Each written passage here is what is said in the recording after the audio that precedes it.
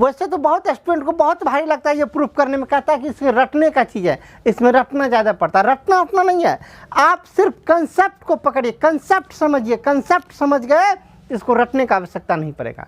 Concept यदि आपका clear है तो यह आसानी से आप बना लेंगे, अपरिमेय संख्या को अपरिमेय संख्या आसानी से प्रूफ कर लेंगे। ये कंसेप्ट क्या है। जय हिंद।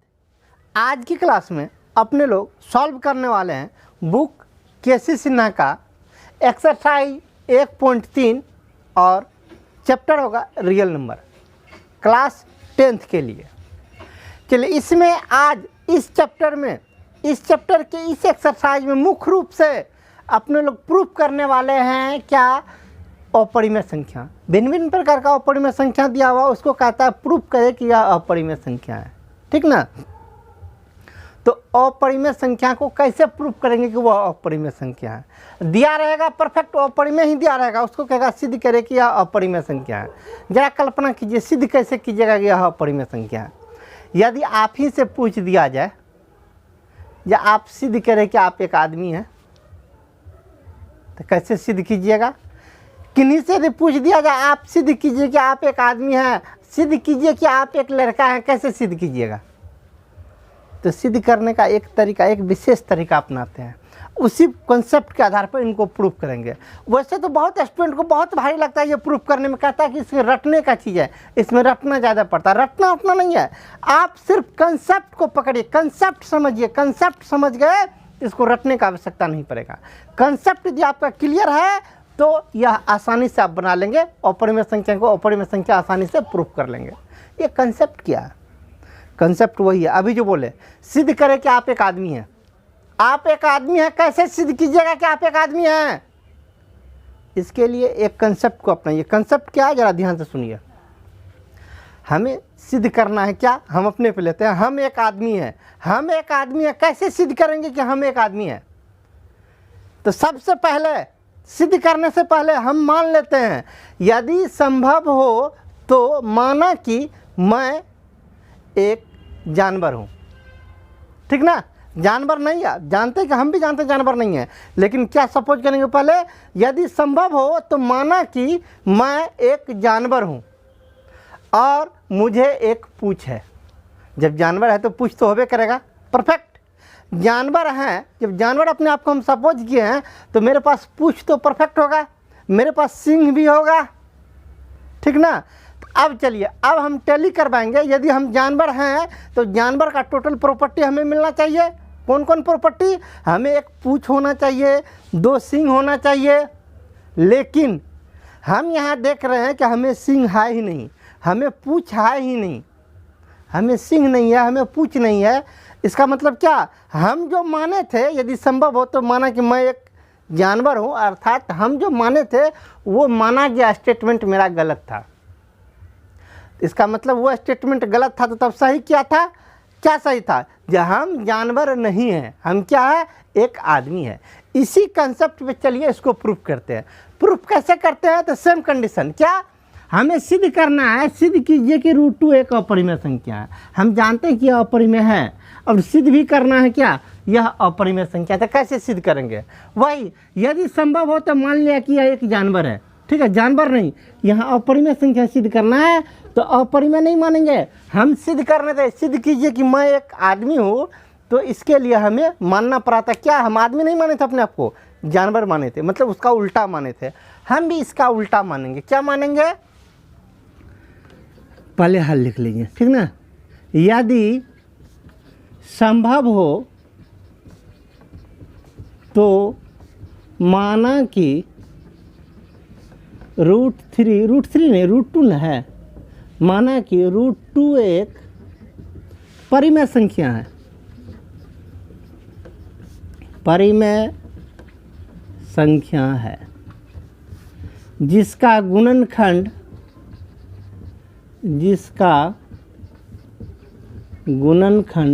केवल 1 है, ठीक ना।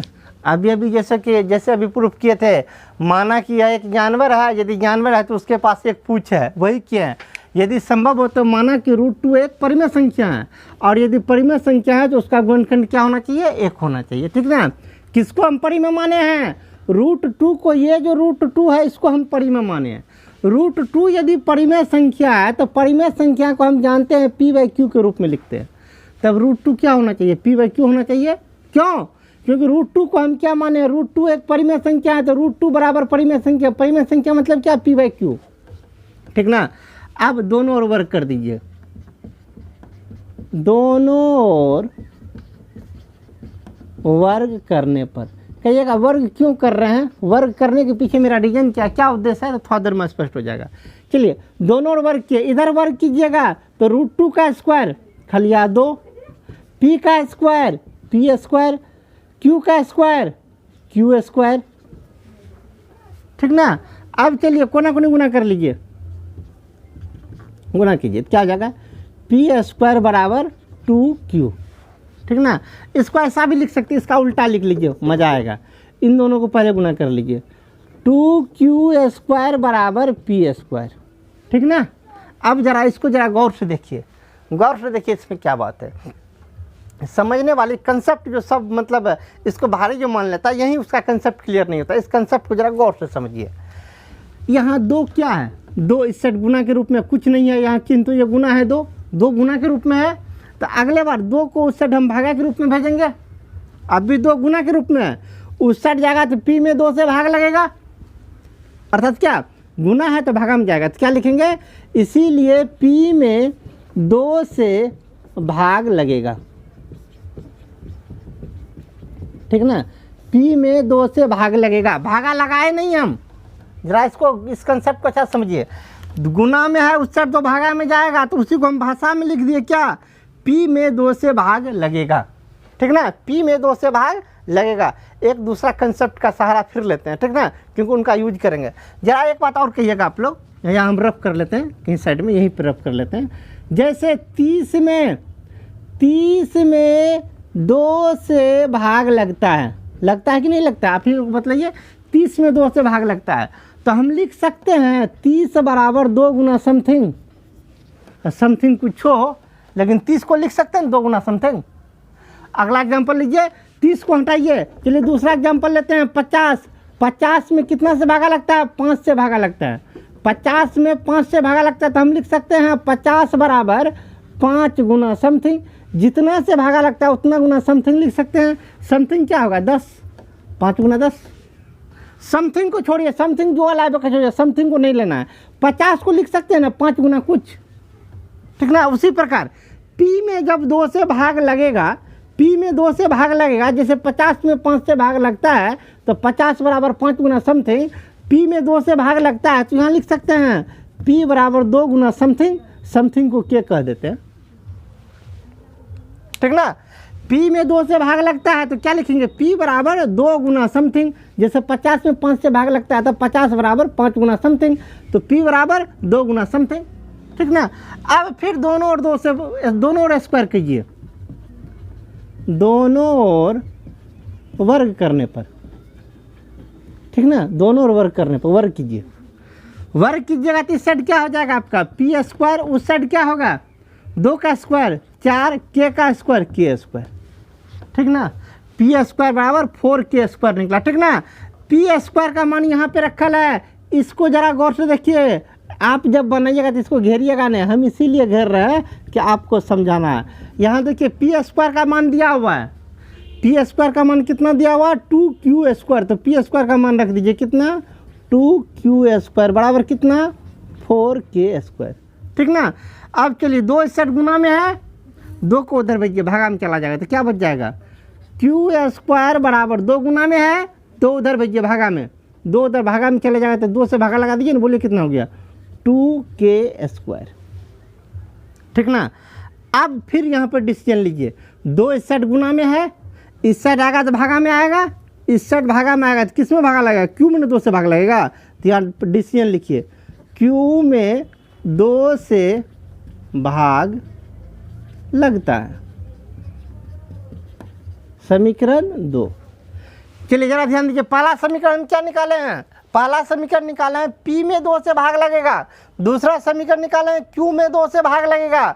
दोनों हम ऊपर में क्या माने थे, माना कि √2 एक परिमेय संख्या है जिसका गुणनखंड केवल एक है। गुणनखंड केवल एक का मतलब क्या, केवल एक से भागा लगेगा, मतलब एक के अतिरिक्त किसी दूसरे से भागा नहीं लगेगा। लेकिन हमें इन दोनों में P और Q दोनों में पहले P में 2 से भाग लग गया, फिर Q में भी 2 से भाग लग गया, मतलब P Q में 2 से भाग लग गया। लेकिन हम माने थे कि केवल एक से भाग लगता है, यहाँ निकल गया 2 से भाग लगता है। ये गलत डिसीजन निकला। डिसीजन गलत क्यों निकला, इससे पहले भी कंसेप्ट मतलाए थे, सिद्ध कीजिए कि मैं एक जानवर, मैं एक आदमी हूँ, तो कैसे सिद्ध किए थे, सिंह निकल गया था, लेकिन सिंह तो था नहीं। वही अभी हमें क्या गलत रिजल्ट आ गया, क्या रिजल्ट गलत आया है, कि P और Q में 2 से भाग लगेगा। लेकिन P और Q में तो 2 से भाग लगेगा नहीं, हम क्या माने थे 1 से भाग लगेगा, हमें गलत रिजल्ट निकल गया।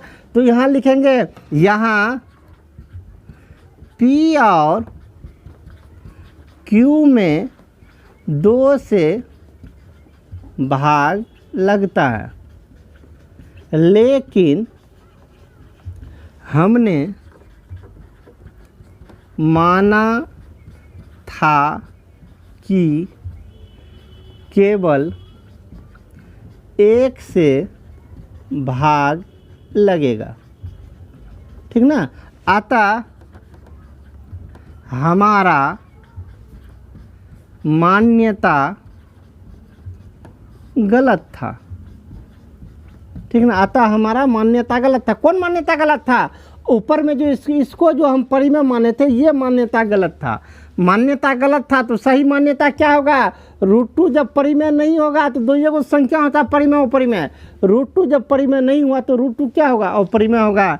इसीलिए √2 एक अपरिमेय संख्या है, अपरिमेय संख्या है।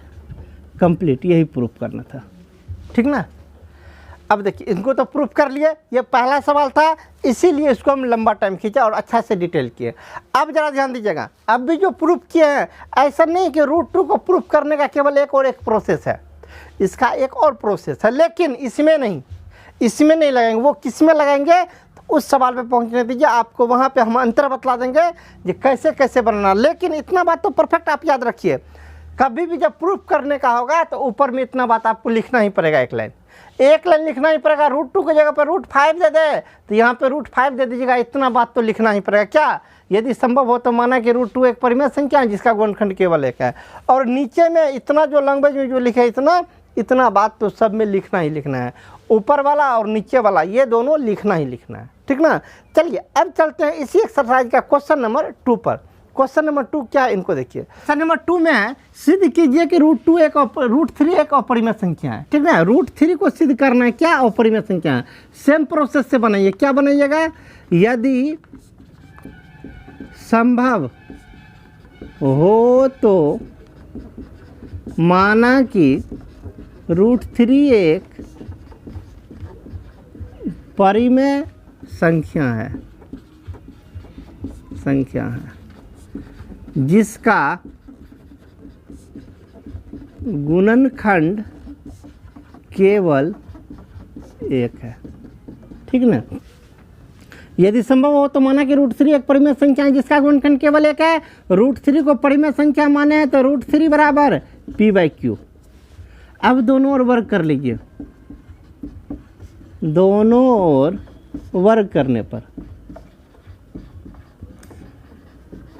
चलिए दोनों ओर वर्ग कीजिए। √3 का स्क्वायर 3, P का स्क्वायर P², Q का square Q², cross multiplication 3Q² is equal to P²। चलिए 3 इस साइड गुना में है, 3 उस साइड जाएगा तो भागा में जाएगा, किस में भागा में जाएगा, तो P में P² में 3 से भागा लगेगा, तो वही लिखेंगे P में 3 से भाग लगेगा, ठीक ना। समीकरण 1। चलिए P में जब 3 से भागा लगेगा तो P बराबर 3 गुना समथिंग को रख दिए के समथिंग क्या, तो इससे पहले वाले सवाल में कंसेप्ट क्लियर कर दिया, ठीक ना। अब फिर दोनों ओर वर्ग कीजिए, दोनों ओर वर्ग करने पर, चलिए वर्ग कीजिए। तो P का स्क्वायर बराबर 3 का स्क्वायर 9 K², P² का मान यहाँ पे दे रहा है, इसको देखिए यहाँ पे पी स्क्वायर का मान देला, पी स्क्वायर का मान कितना 3q², तो पी स्क्वायर का मान चेंज कर दीजिए, 3q² बराबर 9k², 3 इधर गुना में, 3 को उधर भेज दीजिए भागा में, तो क्या हो जाएगा q² बराबर 3 इधर गया, 3 से भागा लगा के बोलिए कितना हो गया, तो 3k²। इस साइड 3 इस साइड है, 3 को इधर लाइए, 3 इधर गुना में है, इधर भागा में आएगा, तो क्या हो जाएगा, इसीलिए q में 3 से भाग लगेगा। ठीक ना, समीकरण 2। अब चलिए क्या सब हुआ, पहला समीकरण p में 3 से भाग लगेगा, दूसरा समीकरण q में 3 से भाग लगेगा, लेकिन हम माने थे गुणनखंड केवल एक है, इसका मतलब क्या, केवल एक से भाग लगेगा, यही लिखेंगे। यहाँ p और q में 3 से भाग लगता है, लेकिन हमने माना था कि केवल एक से भाग लगेगा। ठीक ना, अतः हमारा मान्यता गलत था। ठीक ना, हमारा मान्यता क्या गलत था, इसको हम परिमेय संख्या माने थे, ये गलत था, इसीलिए √3 एक अपरिमेय संख्या है, अपरिमेय संख्या है। ठीक ना, चलिए क्वेश्चन नंबर 2 कंप्लीट किए। क्वेश्चन नंबर 2 में हम ज़्यादा कंसेप्ट का चर्चा नहीं किए, क्वेश्चन नंबर 1 पर हम ज़्यादा कंसेप्ट दिए हैं। आप क्वेश्चन नंबर 1 को पुनः समझ लीजिए, कंसेप्ट अच्छी तरह से समझ में आ जाएगा। चलिए क्वेश्चन नंबर 2 कंप्लीट। अब चलते हैं क्वेश्चन नंबर 3 पर। क्वेश्चन नंबर 3 क्या है, इनको जरा गौर से देखिए। क्वेश्चन नंबर 3 में है, सिद्ध कीजिए कि 1/√5 एक अपरिमेय संख्या है। कितना, 1/√5। इससे पहले कैसा था, इससे पहले आपके लोग सिद्ध करते थे क्या, √2 इस प्रकार का था, या √3 या √5 या √7 या कितना 11। जब भी इसके अंदर रूट के अंदर हो तो अभाज्य संख्या हो। अगला √13। ठीक है, जब भी रूट के अंदर अभाज्य संख्या हो तब इससे पहले जो 2 सवाल बनाए हैं उस प्रोसेस को लेके बनाइएगा। ठीक ना, यदि रूट के अंदर अभाज्य संख्या ना हो के भाज्य संख्या हो जाए, या कितना है आपका है √2 न है, इस √2 में कुछ छेड़छाड़ किया जाए, क्या छेड़छाड़ किया जाए, इसको 1/√2 कर दिया जाए, या √3 है तो शुरू में 2 लगा दीजिए, 2√3 हो जाए, या √5 + √2 कर दिया जाए। ठीक ना, कहने का मतलब ये जो इस अभाज्य संख्या रूट के अंदर जो अभाज्य संख्या इसके साथ किसी भी प्रकार का छेड़छाड़ हो, ठीक है, छेड़छाड़ कैसा, छेड़छाड़ को समझ गया ना, यदि 1/ हो जाए या 2√3 हो जाए या इसी में प्लस हो जाए, या √7 है तो √7 से पहले 3 लगा दीजिए, 3 + √7, या 2 - √11, किसी भी प्रकार का छेड़छाड़ हो तो आपके लिए अच्छा, क्या अच्छा है, आसान एक प्रोसेस बतलाते हैं, उस प्रोसेस से इसको बनाइएगा। लेकिन कब, माइंड में एडजस्ट कर लीजिए, जब ये मतलब प्लेन खलिया, कहने का मतलब ऐसा √13 नहीं हो, मतलब रूट के अंदर अभाज्य संख्या नहीं हो, क्या हो, जब भी हो या भाज्य संख्या हो, या इनके साथ किसी प्रकार का छेड़छाड़ किया गया हो, जैसा कि ये 1/√5 है। इनको बनाने का सिंपल तरीका है, कैसे बनाते थे इनको जरा गौर कीजिए। एक लाइन तो वही लिखना है जो हम हर हमेशा लिखते थे, क्या, यदि संभव हो तो माना कि 1/√5 एक परिमेय संख्या है, परिमेय संख्या है जिसका गुणनखंड केवल एक है। ठीक ना, इतना बात तो आपको लिखना ही पड़ेगा, चाहे किसी प्रोसेस से बनाइए, इतना बात लिखना ही पड़ेगा। ठीक ना, अब चलिए इसको हम मान लिए क्या, परिमेय संख्या। किसको परिमेय संख्या माने हैं, 1/√5 को परिमेय संख्या माने हैं। परिमेय संख्या माने हैं तो यह परफेक्ट p/q को इक्वल होगा। ठीक है ना, इतना तक तो इससे पहले की प्रोसेस हम बतलाए थे, अब भी इतना तक गया है। अब प्रोसेस यहाँ से चेंज होता है, क्या, तो आप जो इसको देख रहे हैं आप अपने माइंड में एडजस्ट कीजिए। ठीक है, इसको आप तब तक हल कीजिए जब तक कि रूट वाला संख्या इस साइड और बिना रूट वाला संख्या उस साइड न चला जाए, ठीक ना। रूट वाला संख्या इस साइड आ जाना चाहिए, बिना रूट वाला उस साइड चले जाना चाहिए। कैसे जाएगा? तो ज़्यादा भैया लगाने की जरूरी नहीं है। आप भी ऐसे बचपन में ऐसे अच्छी तरह से 9th क्लास में सीखे थे। क्या सीखे थे?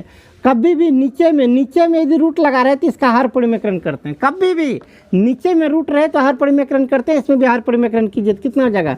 1/√5 है, ये है √5 से ऊपर भी गुना कीजिए, √5 से नीचे भी गुना कीजिए, = p/q। अब बोलिए ऊपर में कितना हो गया? ऊपर में हो गया √5, नीचे में √5 ना √5 तो केवल 5 = p/q, ठीक ना। अब चलिए 5 इधर भागा में है, उधर जगह तो गुना में चला जाएगा 5। तो अब फाइनली मेरे पास क्या बच जाएगा इस साइड? √5। 5 भागा में तो 5 गुना में तो क्या हो जाएगा? 5p/q, ठीक ना। अब ज़रा आप गौर से देखिए, बिल्कुल गौर से देखिए। इधर रूट लगा हुआ है, रूट वाला संख्या अपरिमेय होता है। ये कौन संख्या हो गया? अपरिमेय संख्या हो गया, बराबर। यहाँ कहीं भी रूट नहीं है, ये कौन संख्या हो गया? परिमेय संख्या हो गया, ठीक ना। ये परिमेय संख्या, ये अपरिमेय संख्या, ये परिमेय संख्या हो गया। लेकिन गणित में ऐसा कभी नहीं होता है, कि परिमेय संख्या अपरिमेय के बराबर होता है। लेकिन ऐसा निकल गया। ऐसा निकलने का मतलब क्या है? कहीं ना कहीं हम जरूर कुछ गलती किए हैं। क्या किए हैं? तो ऊपर में हम गलती मान लिए हैं, वही गलती की है। इसको लिखना पड़ेगा भाषा में। क्या? क्योंकि यहाँ